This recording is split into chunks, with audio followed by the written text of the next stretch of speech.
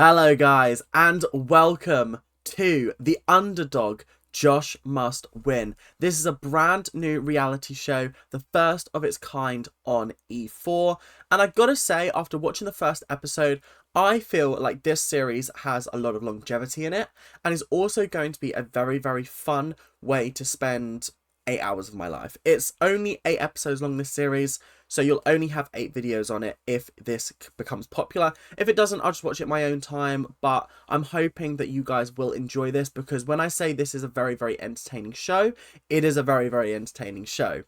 The whole premise is there are 8 wannabe influencers, basically. They all have social media followings and they're all trying to be the favourite. They think they're on a fake reality show called The Favourite, when in fact there's a 9th person called Josh who is very demure, very sort of quiet, doesn't really have great social skills from what I'm seeing, and he's just a very unlikely person to be the favourite.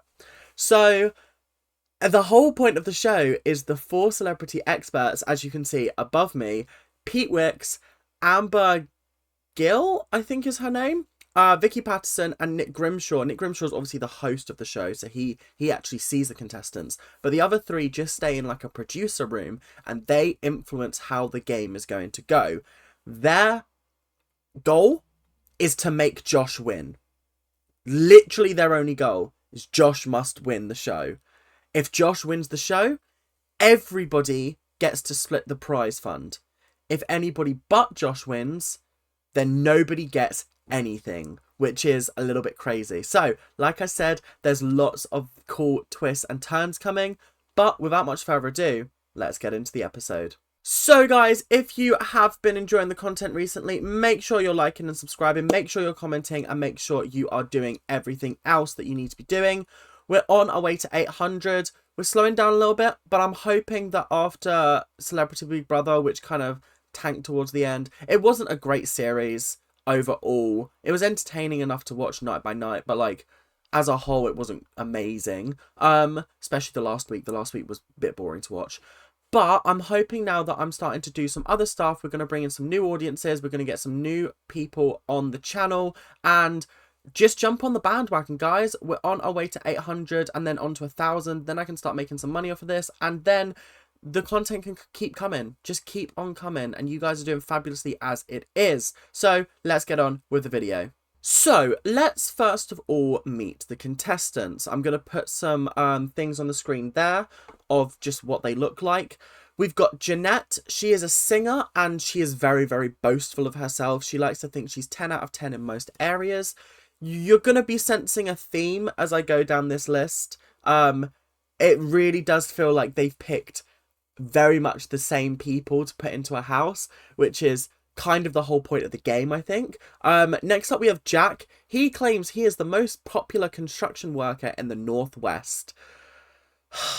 I can already tell I'm going to hate some of these people, and they're just going to really grind on my gears. Next up we have Maddie. Apparently she is in the top 1% of earners on OnlyFans.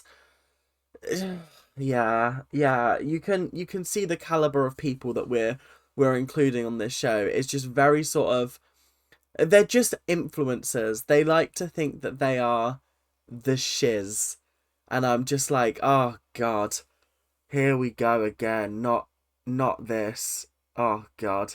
Yeah, so up next we have Louis. He is something to do with skincare, and he is apparently that person that you want to know.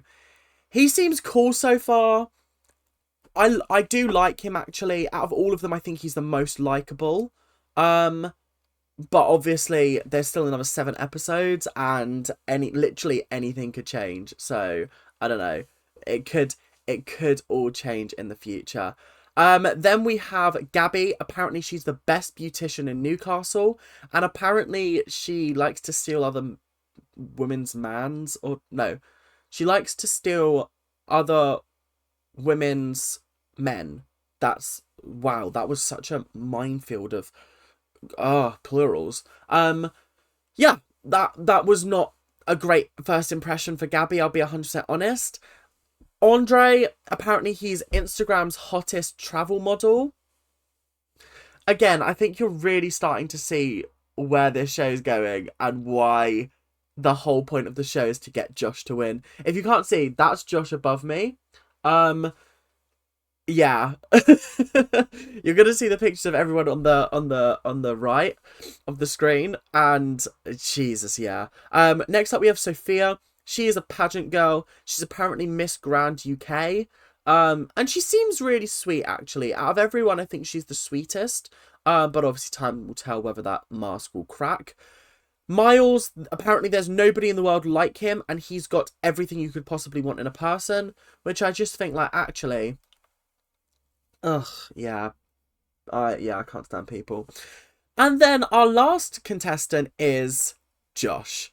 Josh only has 20 followers. They made a real point of showing everyone's follow count on like TikTok or Instagram or whatever. And Josh only has 20 followers, which I find really sweet and really cute.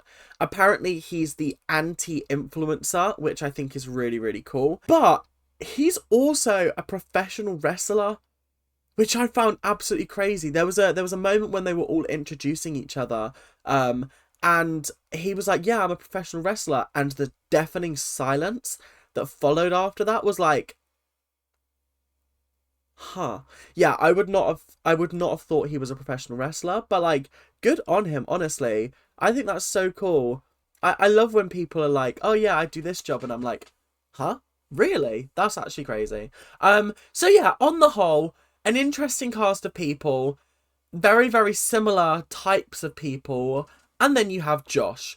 So I think this show is going to be really interesting purely because it's got a central premise that is different from every other show. It's a rigged reality contest, essentially. The whole thing is going to be rigged. And I just think that's so great, personally. I just think it that really, really works because I don't know. I'm gonna find it so entertaining to watch how on earth they make him win, because I'm assuming he does win the show at the end. But like how are they gonna? Because everyone's first impressions of him was like, oh, he's nice, but like he's really quiet. He doesn't really give much to the group. So it will be interesting to see sort of how they change that around in the coming episodes. So, the first challenge that we saw was a 1 to 9 sort of categories based challenge where they would be like, oh, who's the biggest party animal, etc., etc. And you had to rank yourself from 1 to 9. Obviously, the celebrities are wanting to sort of see where Josh places himself and where others sort of place him, etc., etc. And I actually think we learned quite a lot about where Josh stands in the house as of this challenge, which I think is really interesting. The first category, like I said, was party animal. Josh immediately put himself at number 9, and everyone was trying to be really supportive to him when obviously Nick Grimshaw was like, oh, so why did you put yourself in number 9? And Josh was like, oh, I mean, I just don't think like I'd be fun on a night out. And Lou went, don't worry, you'd be fun on a night out. You can come out with me. It did seem like everyone was being really lovely to him. Some people I think are being genuinely lovely, and some people I think are just being lovely for the group's sake. Some people are very fake, and I'm already seeing through it, and it's very interesting to watch because obviously we're seeing it through the lens of Josh. So all of their like individual chats that aren't about Josh, we're not seeing. We're only seeing the chats about Josh and seeing sort of how fake people are towards him. The next category was best looking. Josh put himself at 8. So at least he wasn't number 9. But he also just didn't contribute whilst everyone was arguing over where they should be placed. It was really uncomfortable to watch some of them be like, oh yeah, I should be number 2. I'm not moving from number 3. I'm not going down there. Why would I go down there? It was just like, some of these people are so shallow. And it's so telling. And yeah, wow. Honestly, I just can't wait for them to learn what the show's actually about, because I think that's going to be hysterical to watch. And then last but not least, nicest person. Josh put himself at number 6, but then people were like, actually, Josh, I think you should be at number 1. And then certain people were like, no, no, no, no, no, no, no, I think we're mistaking quietness for niceness. And I was like, these people are bitchy. Nasty, nasty people. just let him go in number 1. Just give him a little bit of a morale boost. No, he got stuck back at number 6.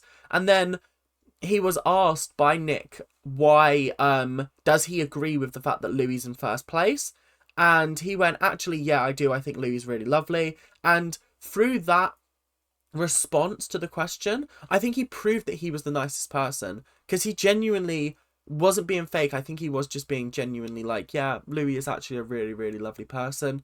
So honestly, a lot of interesting stuff here. After this whole thing, Miles and I think Miles, Gabby, and somebody else, I think it might have been Andre, had a conversation, and Miles is basically like, I'm already looking around this room and I can see collateral damage in order to get me to the end. I think Sophia's collateral damage. I think Josh is collateral damage. I think we just need to get rid of them and then we can start playing the game. And I was like, this bitch, this guy is so...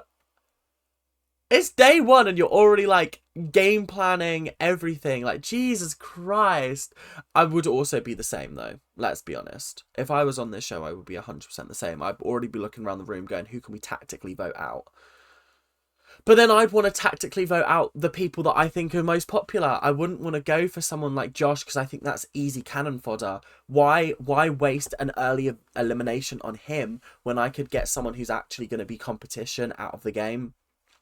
That's a next level strat, and people are scared to take next level strats.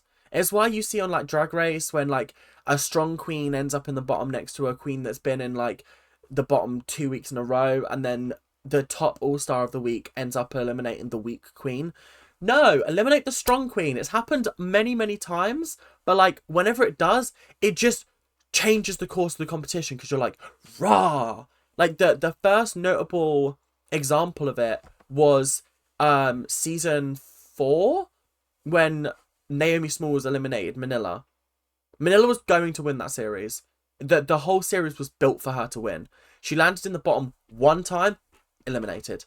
And she was against Latrice, who had been in the bottom twice before and then got eliminated and then was brought back and then landed in the bottom again. So it was definitely a tactical decision and changed Drag Race history or herstory forever. So yeah, anyway, enough about Drag Race. Let's move on to the next day.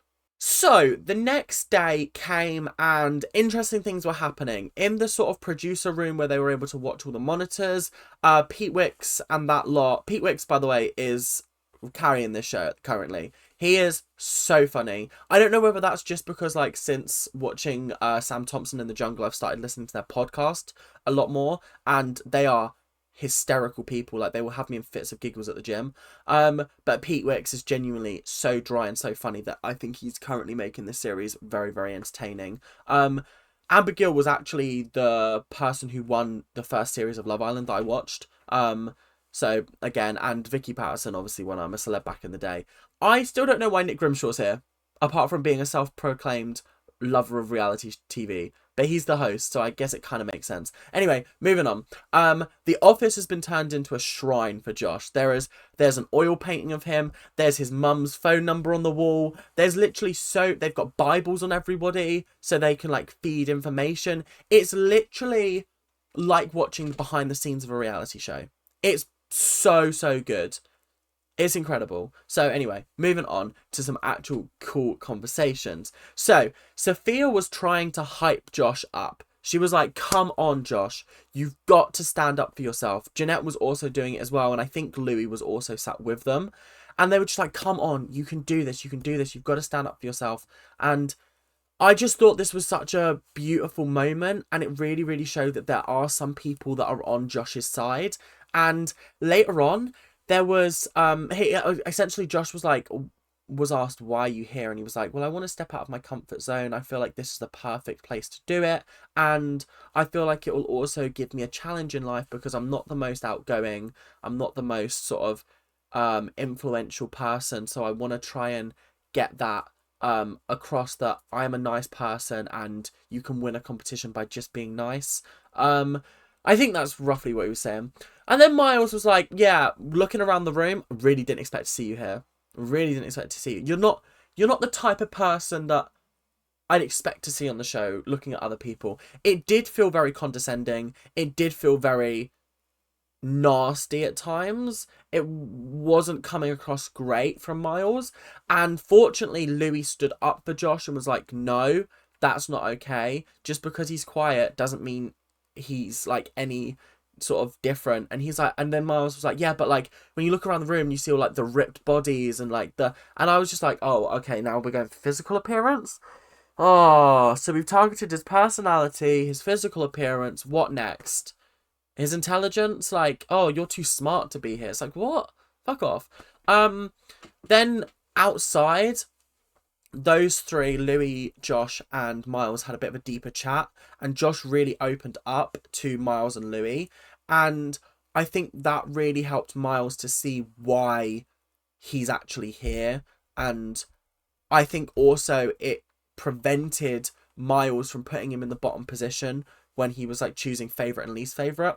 I think it's very, very telling that this show is going to come down to how can they manipulate it to keep Josh out of the bottom. Because every time Josh stays out of the bottom every episode, the group get 10,000 added to the prize pot, which is kind of cool. Josh was called to the sort of diary room producer place, and he basically said, I'm not changing myself in order to win, because I don't want to look back at myself on TV and go, I don't recognize this person.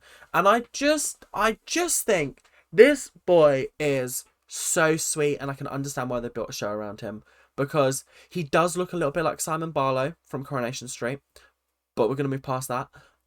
He just seems so genuinely lovely, and I just can't get over it. He genuinely is just such a sweet boy, and I do hope he does win, which I know is the whole point of the show, but I hope he does.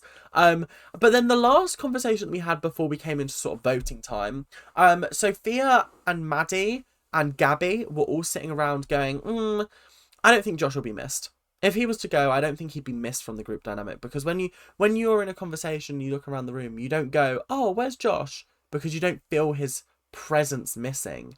And I was like, actually, that's a very, very good point. I didn't think about that. So yeah, it'll be really, really interesting to see voting time. But like I said, we're moving on to voting time right now. So let's get into it. So Josh was up first. He voted for Louis as his favourite and Miles as his least favourite. I'm not surprised. Miles did kind of attack him. It did feel a little bit... But Louis being his fave, that kind of makes sense. Louis is the only person in the house that's really, truly had his back, and I really do like that. Up next, we have Louis. Louis voted for Josh as a favourite and Gabby as his least favourite. I think he feels like Gabby's a bit fake at times and doesn't really contribute to anything. She's kind of leading the pack. She doesn't really express her own thoughts. She's always like, oh, I think we should do this as a group, that kind of thing. Whereas Josh, he was like, I actually really do like Josh. I think he's really sweet, etc., etc. So we've got someone back in Josh at least, which I think is good. Up next, we have Miles. Miles voted for Maddie as his favourite. I wonder why. And Jeanette as his least favourite. I don't know what Jeanette's done that's sort of pissed him off so much. It just did feel a little bit weird, but it is what it is. Jeanette voted for Louis as her favourite and Miles as her least favourite. So I think just returning the kind of favour there. Then we had Andre. Andre voted for Jack as his favourite and Josh as his least favourite. Maddie voted for Miles as her favourite and Josh as her least favourite. Gabby voted for Maddie as her favourite and Josh as her least favourite. Sophia voted for Jack as her favourite and, rather shockingly, voted for Josh as her least favourite, even after the whole sort of, you've got to stand up for yourself, like, you're really lovely, etc., etc., least favourite. And then last but not least, Jack was up and he said Miles is his favourite person, but Josh is his least favourite person. So essentially, we come to this. The whole elimination process works on the favourite of each episode gets to choose somebody to go up for a like elimination against the least favourite voted for by the house. The least favourite for this episode was Josh. The favourites were Louis, Maddie, Miles, and Jack. So between those four, they've got to pick one of the other 4 players to go up for elimination against Josh. I can't believe that Josh is already up for elimination in episode 1. Jesus Christ. We know he survived, so whoever he goes up against is going home. But I'm interested to see how they rig that, because yeah, it'll be very interesting to see. But anyway, that is the episode done. That is the first episode. I really enjoyed myself. I had a fantastic time watching it. It was literally like watching me watch a show, but it's actually me watching me watch a show. Does that make sense? Because you've got these people like commentating and talking about gameplay strategies whilst the game is happening. I just think it's fascinating. I think it's brilliant, and I'm very, very excited to watch some more. So if you did enjoy, make sure to like, comment, and subscribe. Do all that YouTube stuff that you guys do so well, and I'll see you guys in the next episode, whenever that may be. Till then, keep on ranting. Bye now.